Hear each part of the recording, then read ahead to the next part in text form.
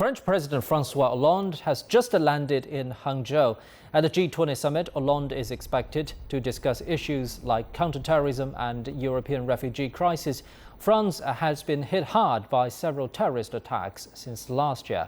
President Hollande even cancelled his trip to last year's G20 Summit in Turkey because of the Paris attacks in November, where over 130 people were killed. This is also Hollande's third visit to China since taking office 4 years ago. France is one of the countries that first supported China hosting the G20 summit. Paris is also the first major Western power that established a comprehensive strategic partnership with Beijing.